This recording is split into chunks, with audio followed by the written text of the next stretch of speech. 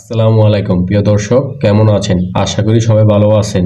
তো আজকে আপনাদেরকে দেখাবো কিভাবে আপনারা পর্চা বা খতিয়ান থেকে কে কত শতাংশ জমির মালিক সেটা কিভাবে সহজেই বের করবেন। আমার হাতে যেই পর্চাটি দেখতে পারতেছেন সেটা হচ্ছে গিয়ে একটি বিআরএস পর্চা। তো এই বিআরএস পর্চার প্রথম ঘরে আমরা মালিক মহোদয়ের নাম দেখতে পারতেছি এবং দ্বিতীয় ঘরে অংশ দেখতে পারতেছি।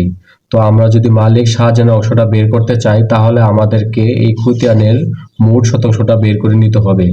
তো আমাদের যেটি করতে হবে, খতিয়ানের মোট জমি দিয়ে 100 দিয়ে ভাগ করতে হবে। তো 100 দিয়ে আমরা ভাগ করে নিলাম। তো এখানে আমরা মোট জমিটা লিখলাম এবং 100 দিয়ে ভাগ করলাম। 100 দিয়ে ভাগ করার পর আমাদের ভাগফল আসলো 312.98%। আর এই 312.98%ই হচ্ছে এই খতিয়ানের মোট শতাংশ। এখন আমরা যেটি করব, যদি আমরা শাহজাহানের অংশটা বের করতে চাই তাহলে আমরা শাহজাহানের এই অংশটাকে খতিয়ানের মোট শতাংশ দিয়ে গুণ করব। তো আমরা এখানে শাহজাহানের অংশটা লিখলাম এবং খতিয়ানের মোট শতাংশ দিয়ে গুণ করলাম। গুণ করার পর আমাদের আসছে 36.61%। তাহলে এখানে শাহজাহান মালিক হচ্ছে 36.61%।